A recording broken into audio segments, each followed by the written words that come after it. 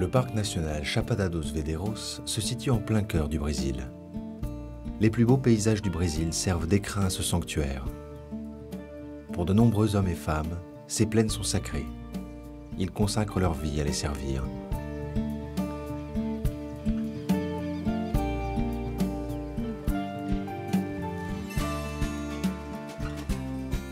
En dépit de leur dévouement, cette terre demeure inhospitalière. À perte de vue s'étalent des lacs sublimes, une végétation abondante. Pourtant, sur un continent qui abrite tant d'espèces, on cherche en vain les traces de la vie. Pourquoi? Il faut faire un long chemin avant de le savoir.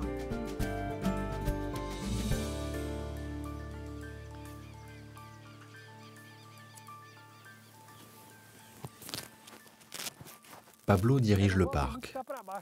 Il est pompier volontaire et père de 2 enfants. Dans sa poitrine bat le cœur du parc. Pour protéger ces terres, il doit les brûler. En effet, de nombreux feux de forêt dévastent le parc chaque année. La seule manière de les éviter est de les devancer d'une façon contrôlée. Si le brasier rencontre une terre déjà calcinée, il sera stoppé.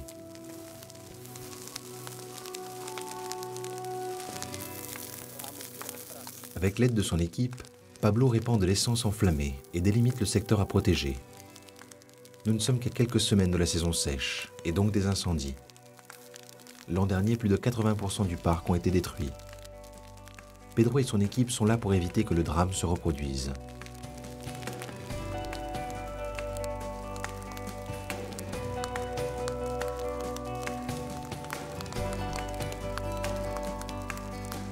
L'équipe du directeur a fait son travail. Les feux préventifs font aussi le leur, avec un appétit féroce. Les incendies buteront sur la terre qu'ils ont dégagée.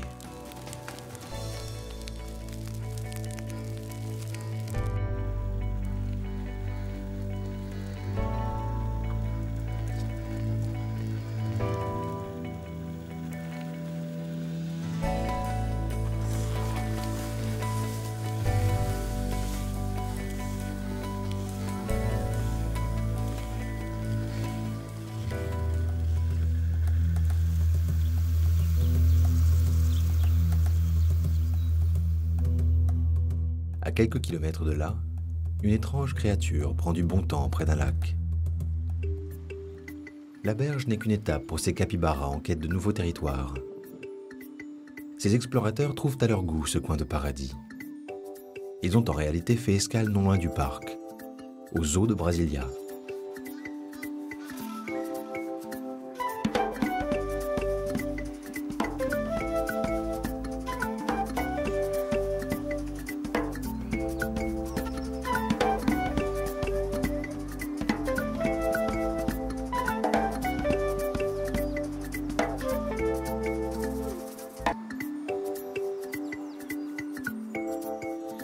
André est l'un des nombreux vétérinaires du zoo.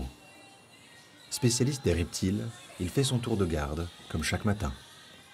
Le vétérinaire observe les nouveaux arrivants et en tire une leçon pour ses assistants. Elle s'est blessée au dos dans un accident au zoo.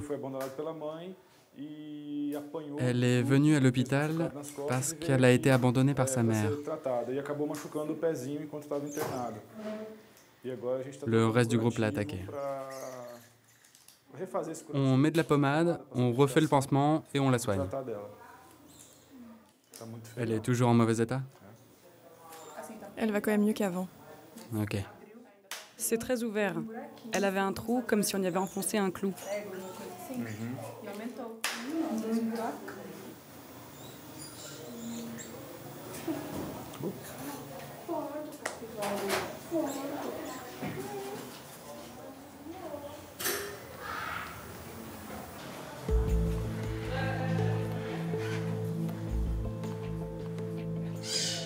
Phil, un autre vétérinaire, accompagne André pour la visite de ces patients si particuliers.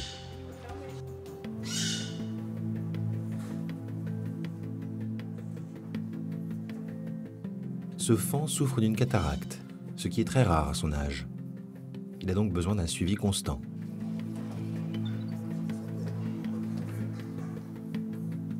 Qual a idade dele? 2 semanas? Ele é filho da nobre que chegou de BH. E a mãe recusou, né? O macho nosso já pegou ela, né? Pouco tempo. Il tá mamando Il ou tá tète passando ou il est alimenté par une sonde, sonde? né? Par une sonde. Tu as vu comme il est maigre? Il bouge davantage maintenant. André, jusqu'ici, il était plutôt prostré.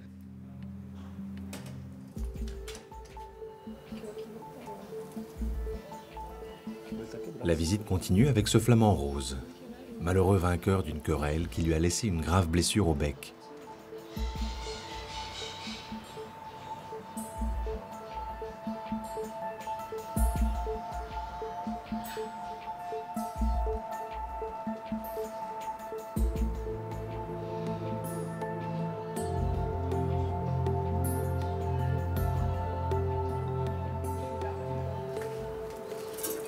Essas músicas são suas, Toshio? Essas músicas são suas? Bom, hein?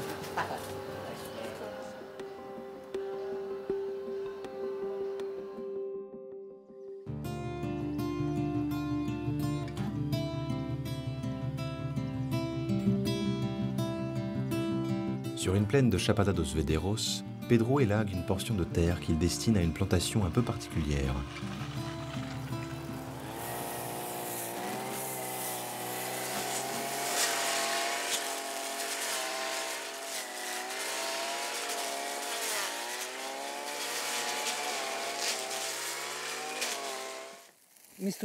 On va mélanger les graines, mettre un peu d'eau et ajouter la terre. Puis mettre le tout dans ce bac. Le directeur et son apprenti plantent des arbres dont l'ombre étouffera les plantes envahissantes. Véritable cauchemar, les envahisseuses causent la disparition de plantes endémiques. Quand celle-ci se raréfie, une ribambelle d'animaux qui en dépendent s'éteignent aussi.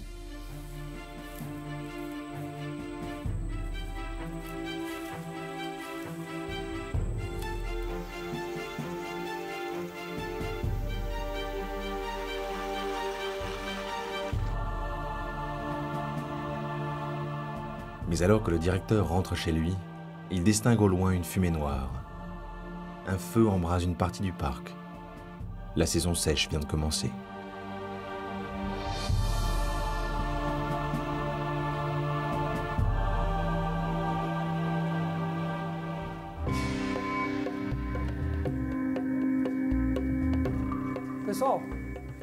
Allez les gars, il y a le feu. On prend le matériel, on suit la procédure et on y va, ok?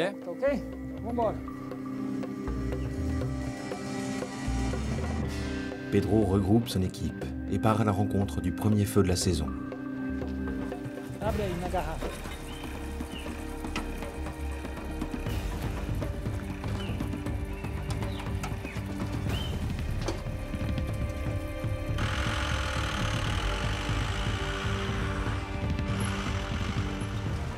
Dans le pick-up, la tension est à son maximum.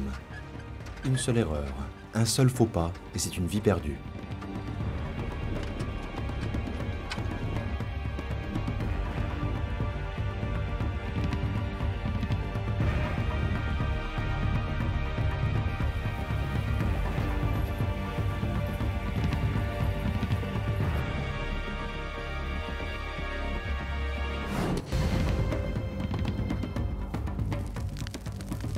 Au cœur des flammes, les hommes ne ménagent pas leurs efforts. En tentant d'éteindre la bordure de l'incendie, ils s'efforcent de canaliser la propagation des flammes et ainsi l'étouffer.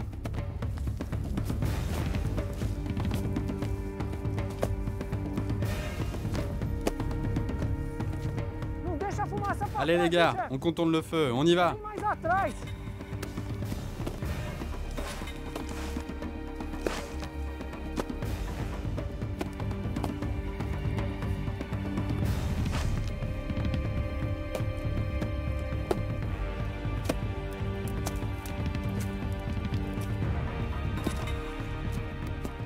Le travail est payant. Le feu perd en intensité. Le premier incendie de la saison a été jugulé. Les hommes du directeur peuvent être fiers. Mais ce feu n'est que le premier de la saison. Les hommes le savent bien. Mais une victoire reste une victoire.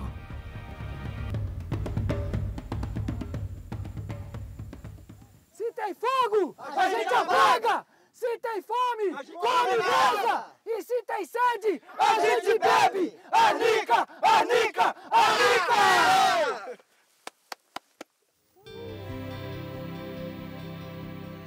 Au zoo de Brasilia, où échouent parfois des animaux errants venus de Chapada, André, le vétérinaire passionné de serpents, contemple ses patients.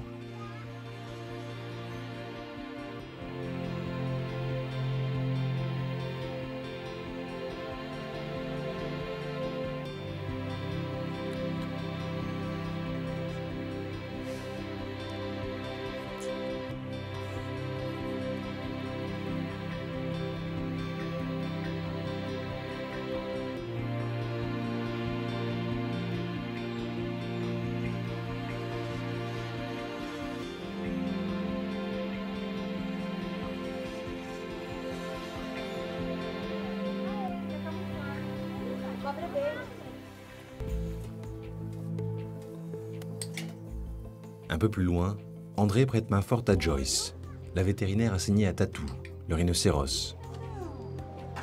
Fica. Olho.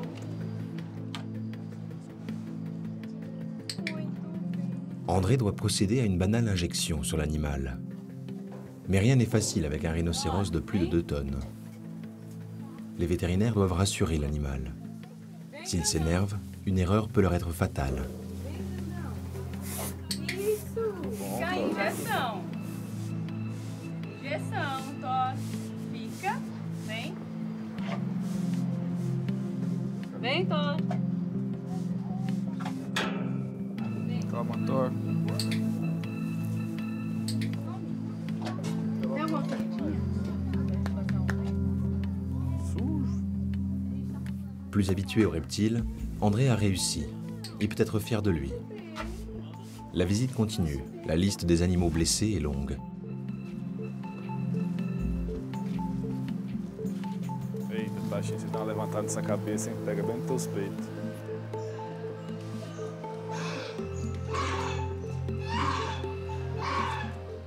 Les vétérinaires travaillent en permanence. Coexister avec des animaux rares leur tient lieu de récompense. Ils leur donnent une seconde chance. C'est la mission de cette équipe qui consacre sa vie à la sauvegarde de ces espèces.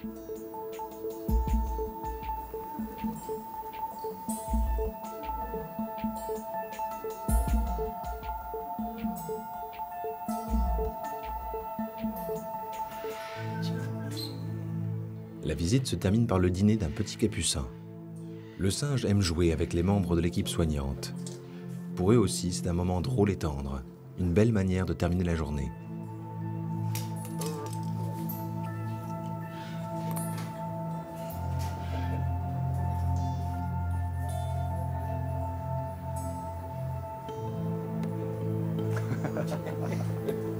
Isso aqui não. Peraí. Tá fechado ali? Tá. Ela sai. Não tem problema. Não problema. O que foi esse Flamengo aqui, Rafael? O cara ele apanhou do. Agora ainda pegou um pouco mais de sangue. De outros. João, depois pega ela aí pra nós, cara. Pra não perder tempo aí. Ela dá umas mordidas, mas não é uma violência. Não me morda. Não me morda. Ai, ai, ai, ai. Ela não tá acostumada a esse tipo de contenção, por isso que ela foi, cara. Tá acostumada só. À Chapada dos Veadeiros, c'est le moment du débriefing pour les hommes de Pedro, le directeur du parc. Quero saber assim, por que é importante fazer esse trabalho que a gente faz, né? Aí, Cláudio, o que você acha, hein? Je voudrais savoir ce que vous en pensez. Parce que c'est important, ce travail que nous faisons. C'est important parce que pendant la saison sèche, le feu est tellement violent qu'il tue toutes les plantes du Chapada. La faune, la flore. Oui, c'est le plus important. Quand le feu se déclenche, à la saison sèche, près des sources et des forêts, il finit par brûler des arbres centenaires.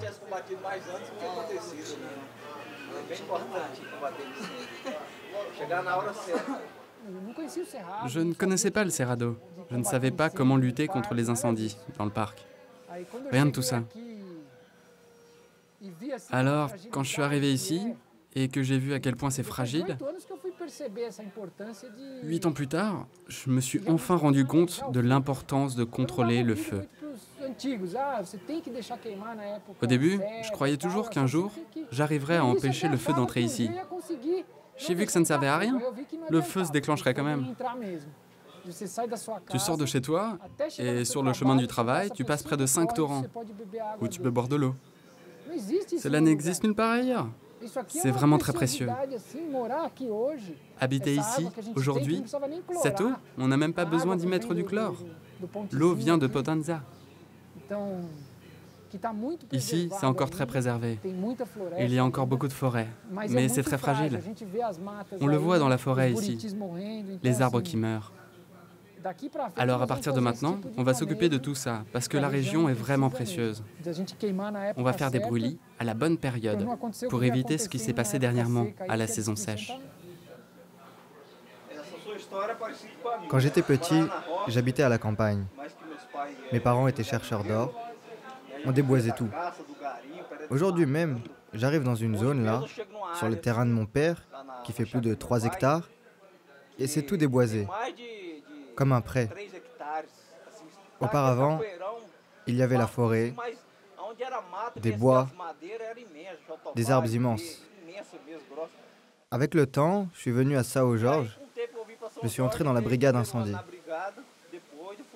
Et j'ai commencé à prendre conscience, ce que c'est de préserver, l'importance que ça a. Aujourd'hui, j'interviens à chaque incendie et je le fais avec toute ma bonne volonté.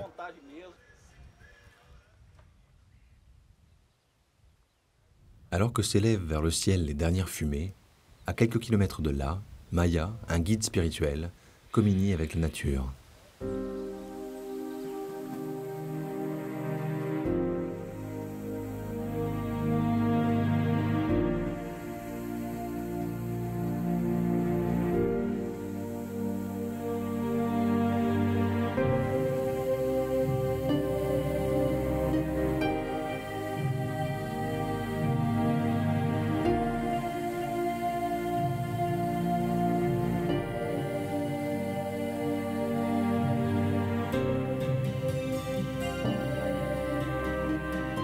Maya cohabite avec les éléments du parc depuis près de 20 ans.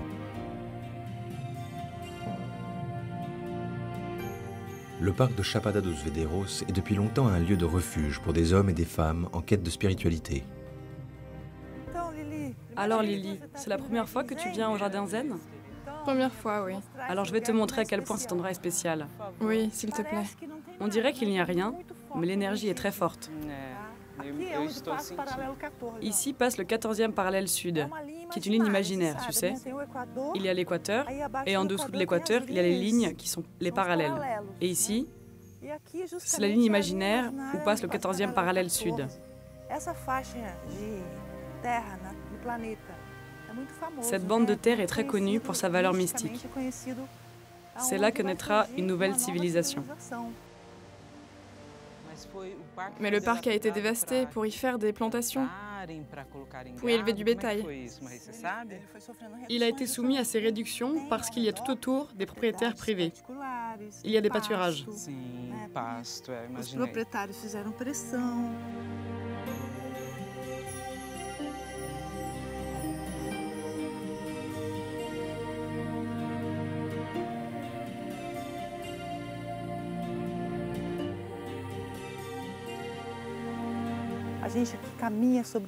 Tout ça, c'est du cristal. Du cristal, du quartz et encore du cristal. Le cristal stocke et conduit l'énergie. C'est sa véritable fonction. Il stocke cette énergie qui guérit. Nous pouvons la capter par télépathie.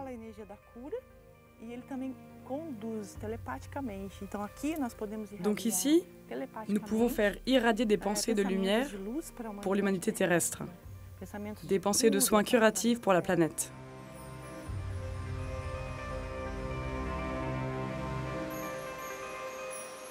Les plus anciens minéraux du monde constituent le sol du Chapada, ce qui attire vers le parc les esprits mystiques comme ceux de Maya ou Lily, son amie venue de la ville. Il faut atteindre le cœur du parc, après une descente abrupte de 5 km, pour que se révèle sa véritable magie.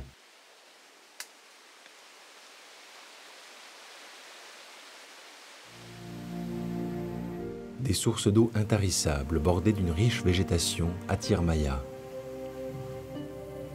Ces eaux viennent du fond des âges géologiques. On leur prête une valeur spirituelle.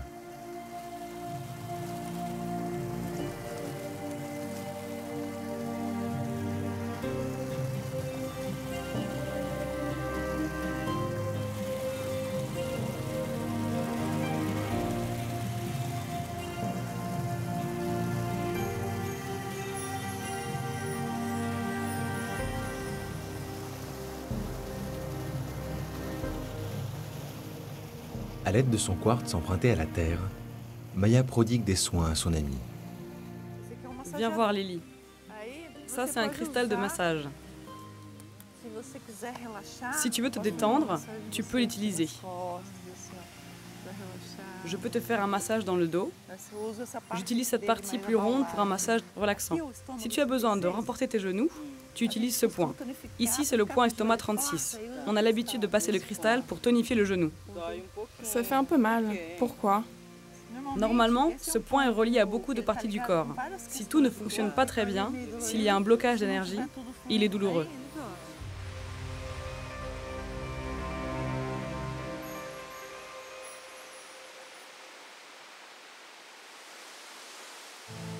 C'est au cœur même du parc, où le feu ne peut aller, où la nature s'épanouit, que Maya profite de tout ce que Chapada peut lui offrir.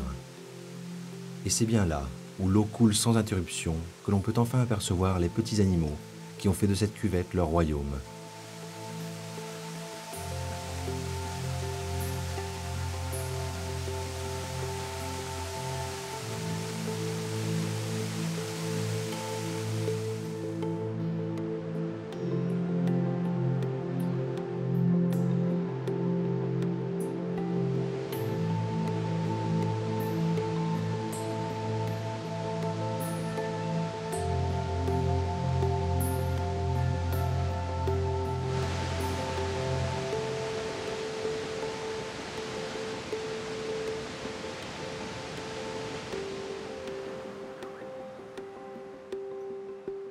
La cime des arbres se balance.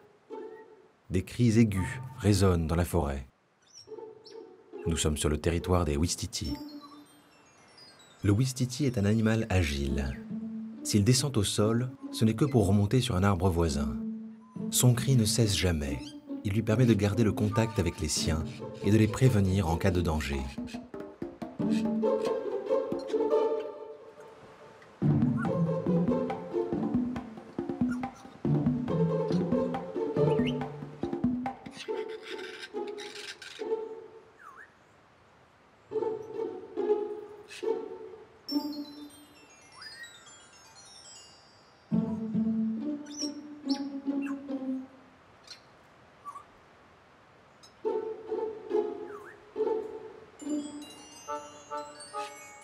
La population des Ouistiti est en baisse constante.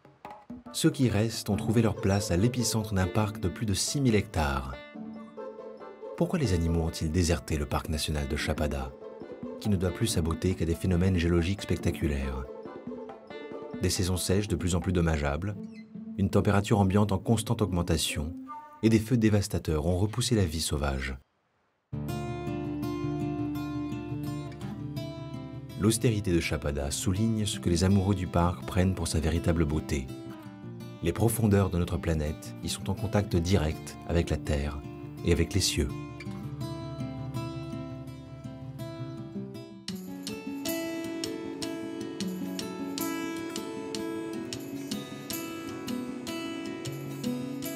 Le parc national maritime Fernando de Noronha est situé au Brésil. Grâce aux eaux chaudes que le courant subéquatorial jette vers ces 21 îles, la vie y foisonne. La zone est stratégique, en particulier pour les tortues marines, car celles qui y naissent iront ensuite peupler tout l'Atlantique et les Caraïbes.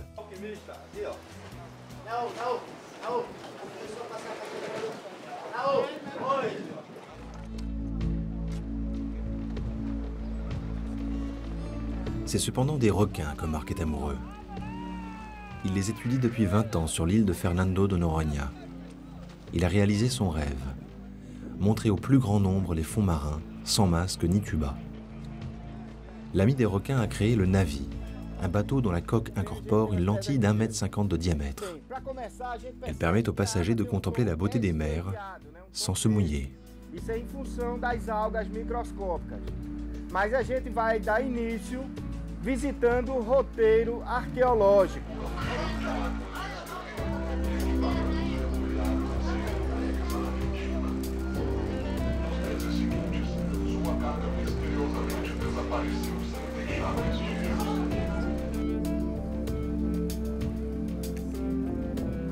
Grâce à ce système breveté, les passagers peuvent découvrir les nombreux poissons que compte l'île.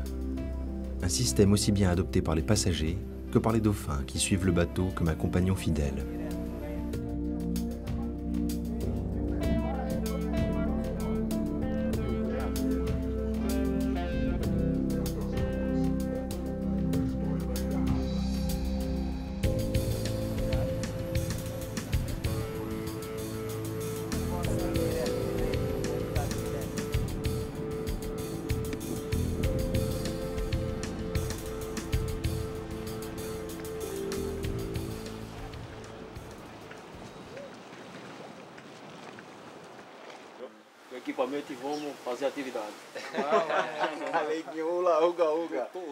Au Centre national de la conservation des tortues marines, un groupe de chercheurs se prépare pour une mission capitale.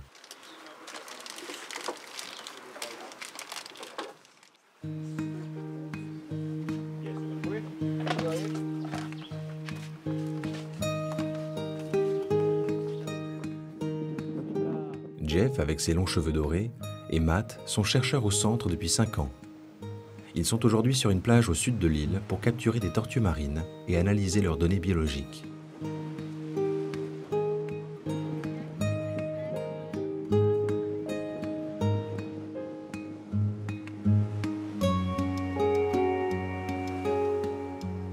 Lors de ces missions, les plages restent ouvertes et les spectateurs sont nombreux à assister au spectacle.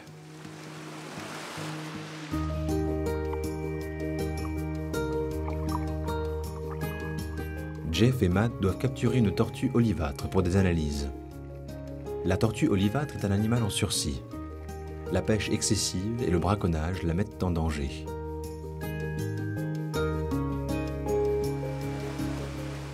Matt plonge et réussit à en capturer une du premier coup.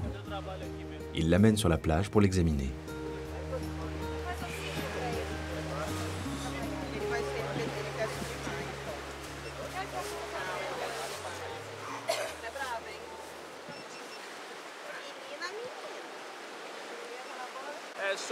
Sur sa carapace, elle a une couche verdâtre. C'est pour ça qu'on l'appelle tortue olivâtre. C'est une espèce classée comme vulnérable. C'est-à-dire une espèce menacée d'extinction, très vulnérable.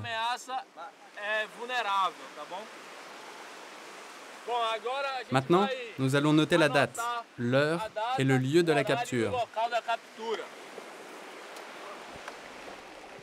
Pendant ce temps, Jeff, toujours sous l'eau, procède lui aussi à une capture. La victime se débat, rendant la tâche presque impossible.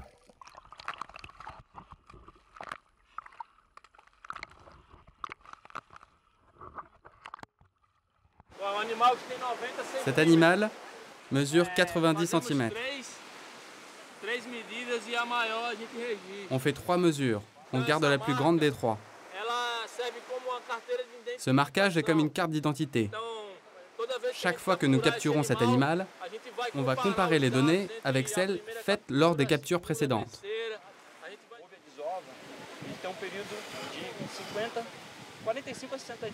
Matt prélève un peu de tissu organique, d'où l'on extraira un échantillon d'ADN.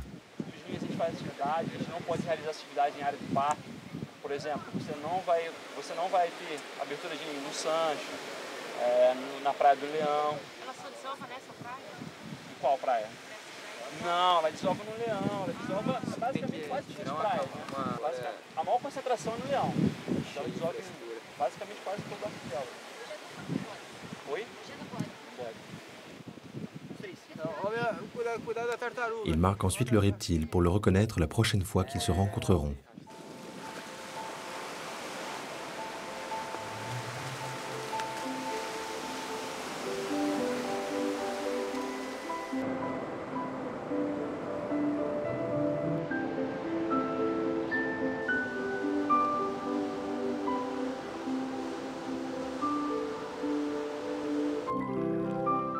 Loin du tumulte de la plage, les tortues nagent en toute quiétude dans l'océan.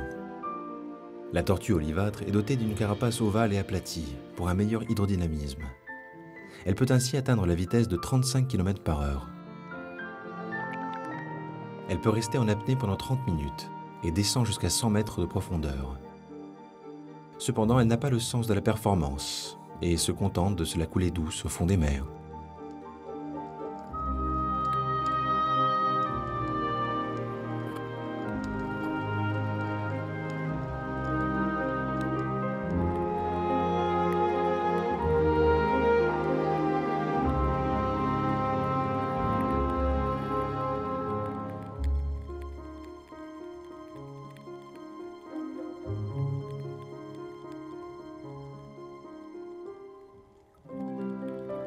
En pleine période de reproduction, un mâle et une femelle se croisent, se caressent, s'effleurent.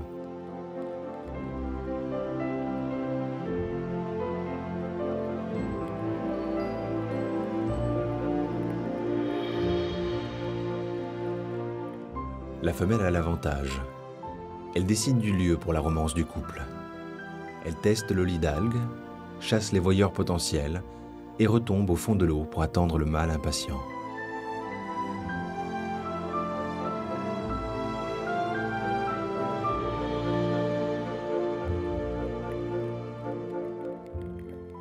Après l'accouplement, la femelle repart et laisse le mâle se reposer au fond des mers.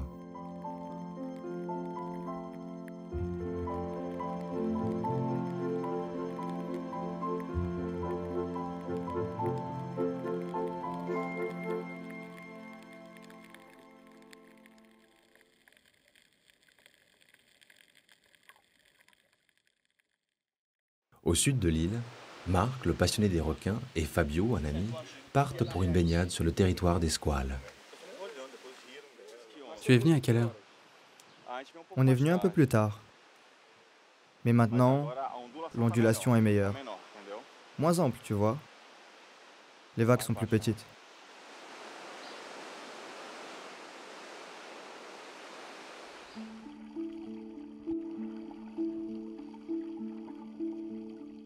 Armé de sa caméra vidéo, Marc part seul à la rencontre de ses vieux amis.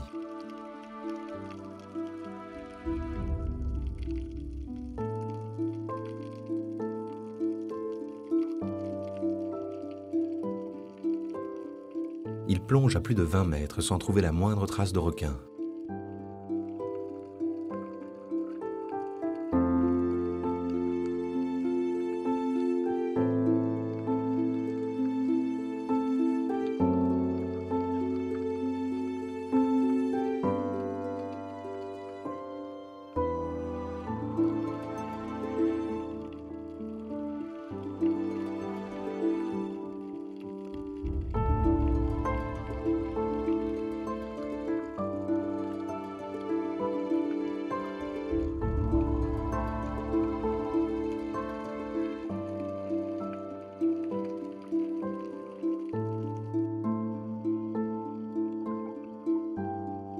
Il décide alors de pénétrer au cœur de leur territoire, une zone dangereuse où il est le seul à pouvoir se rendre.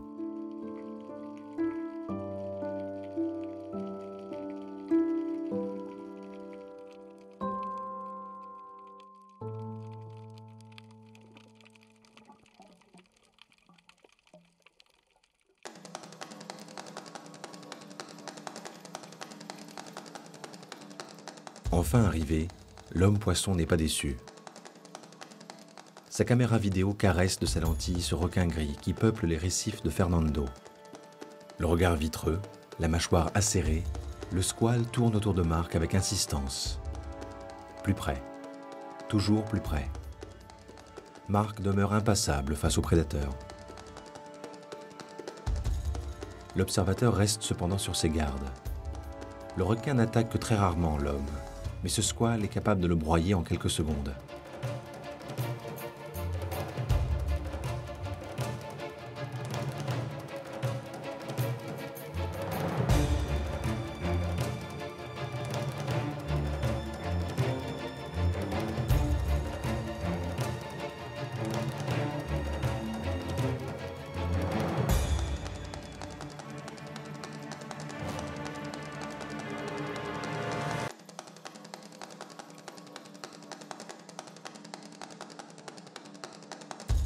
Le passionné des requins remonte à la surface, heureux de sa rencontre et des scènes qu'il a pu filmer.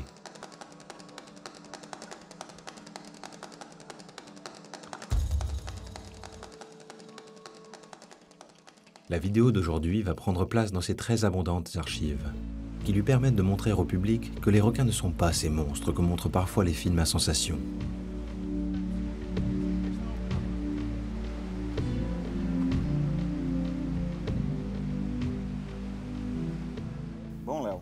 Léo, comment as-tu connu Noronha?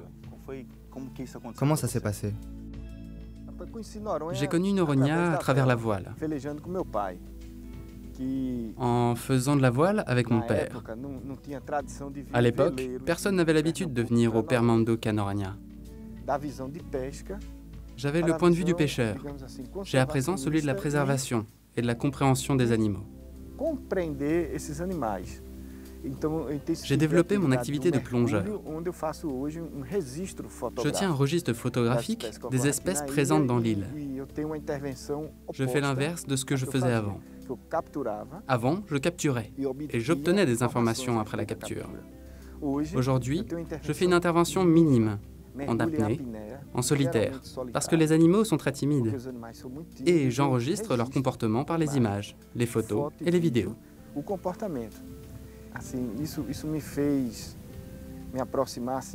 J'ai compris à quel point ces animaux sont complexes et comment ils adoptent des comportements sociaux parfois inimaginables. Ce sont des prédateurs, mais en réalité, ce sont des animaux qui ont des relations sociales, une cohésion, un dominant, des stratégies d'attaque qu'on n'a aucun mal à voir dans les images. Et ton projet Navi est né de cette curiosité de chercher toujours plus loin. Oui, Navi est une continuité. J'aime travailler avec tout ce qui touche à la mer. Ça a été une nouvelle façon de montrer aux gens le fond marin à Noronha. Mais je me suis rendu compte que ce n'était pas adapté aux personnes qui n'aimaient pas la plongée. Des personnes claustrophobes, aux personnes âgées, aux enfants, qui viennent ici et ne peuvent pas découvrir les fonds marins. On a donc fait des recherches pour savoir quelle était la technologie adaptée pour rendre les fonds marins accessibles. Pour l'instant, je pense que je fais un bon travail. Et tu es en relation directe avec les requins. Ce qui est important, c'est de propager la culture. Oui, mais en fait, tu es très bien ici. Chaque fois que les gens viennent vivre cette expérience, quand ils apprennent quelque chose, quand ils comprennent, alors ça valait la peine. Et avec tout ça, je me suis dit que je voulais vivre ici. Les personnes sont humaines et je suis entouré d'eux. Un poisson appelé chirurgien évolue dans un véritable aquarium naturel où la diversité des espèces est incomparable.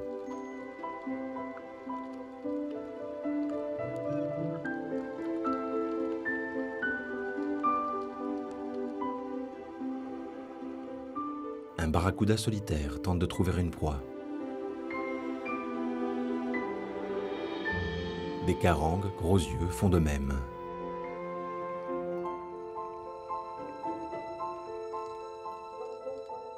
Un banc de barracuda évolue dans l'immensité. Ils nagent en parfaite coordination et exécutent un véritable ballet.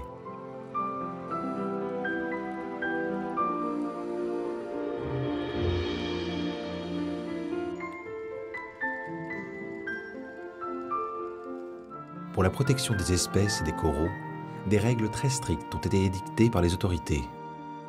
Un maximum de 100 personnes chaque jour peuvent nager. La crème solaire est interdite pour limiter la décoloration des coraux et la baignade ne peut durer que 20 minutes. Grâce à cela, les espèces évoluent en sécurité dans leur espace protégé.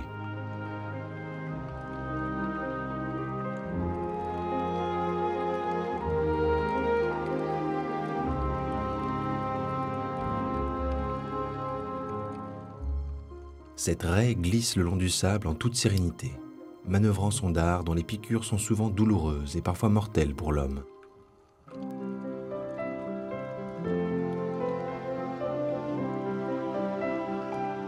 Ces nombreux poissons effleurent la surface des rochers, coincés au gré de la houle et des marées.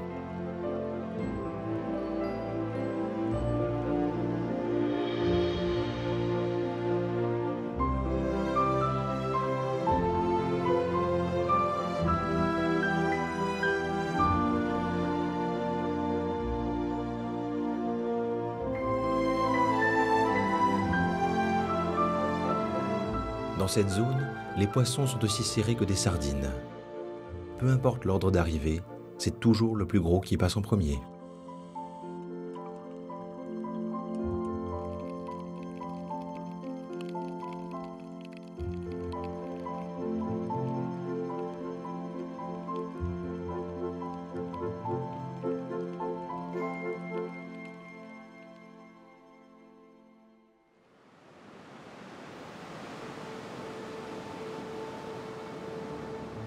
La nuit tombe sur la plage de Fernando. Une tortue olivâtre pond dans le sable. Grâce à son 6e sens, la femelle revient toujours sur le lieu de sa naissance. Elle peut produire entre 20 et 200 œufs. Le travail terminé, la nouvelle maman recouvre le trou de sable avec ses pattes arrière et repart à l'eau, épuisée.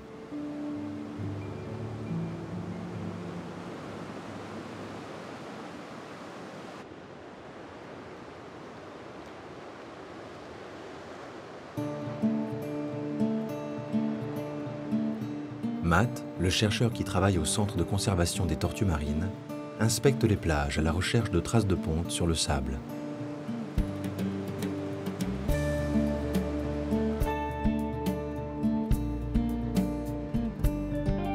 Pendant ce temps, Jeff, au bureau, étudie le résultat des analyses effectuées après leur dernière sortie en mer. On va voir ici. D'abord, on va vérifier les données de la capture d'hier, que nous avons faite entre 11h et midi. On a fait 1 heure de plongée, non? Foi 1 hora de mergulho, né?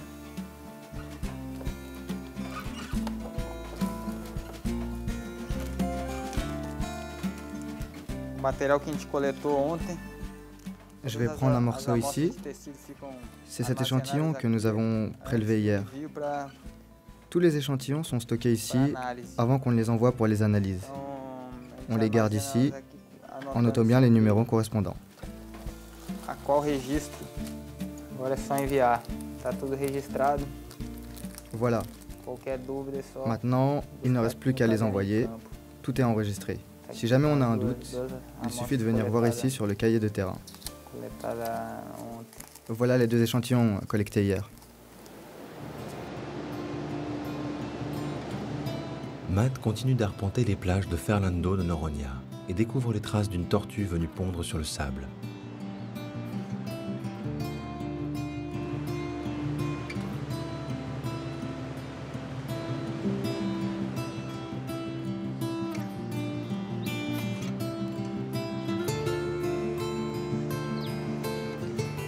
Il doit trouver le trou de ponte, compter les œufs et le signaler par un poteau pour éviter aux visiteurs de s'en rapprocher.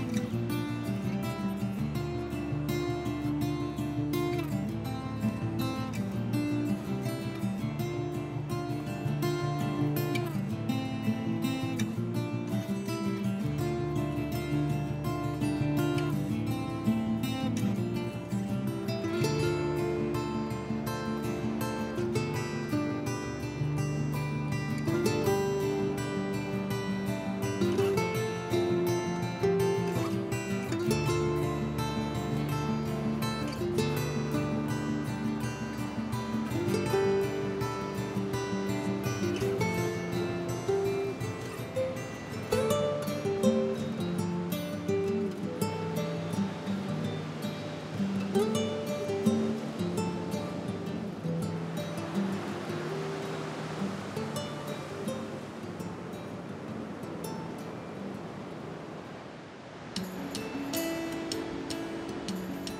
nouvelle journée commence dans le parc de Fernando de Noronha. Alors que les visiteurs profitent des vagues et des plages, l'équipe de Matt et Jeff discute sur la plage. À l'époque où j'étais à l'université, quand j'étudiais la biologie, un de mes rêves était de travailler avec les animaux, particulièrement les animaux marins. Parce que, dans mon enfance, j'ai habité ici, à Fernando de Noronha, pendant 6 ans. J'ai été en contact avec la mer, avec les animaux marins. Et l'organisation Tamar, principalement pour moi, qui suis loin de chez moi depuis pratiquement 6 ans, finit par devenir notre famille. Il se crée un lien et ce que nous construisons à Fernando de Noronha, où tout est pourtant plus compliqué, la vie ici est plus simple et les relations humaines doivent être sincères. Une véritable famille se construit au sein du projet. C'est comme ça que je vois les choses ici. C'est très gratifiant de travailler ici. C'est la réalisation d'un rêve. Tout le monde montre du respect pour l'équipe, pour les animaux. Parce que la priorité, c'est le respect et la protection des animaux. L'idéal serait de tout concilier. La croissance vient, on se rend compte que c'est en train d'arriver, que l'île se développe. Je suis ici depuis un peu plus de 4 ans et je m'en suis déjà rendu compte. Ceux qui sont ici depuis plus longtemps que moi peuvent parler encore mieux du développement de l'île. Nous consacrons notre vie à la conservation de tout l'écosystème, de tout l'environnement.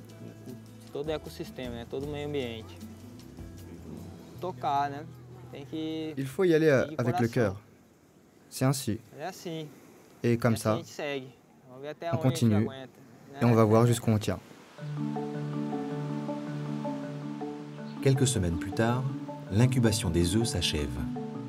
Les jeunes tortues sortent du sable pour rejoindre la mer. Elles poussent de toute leur force pour sortir de leur prison de sable. Ils doivent faire attention aux nombreux prédateurs. Les oiseaux meurtriers planent au-dessus des nouveau-nés.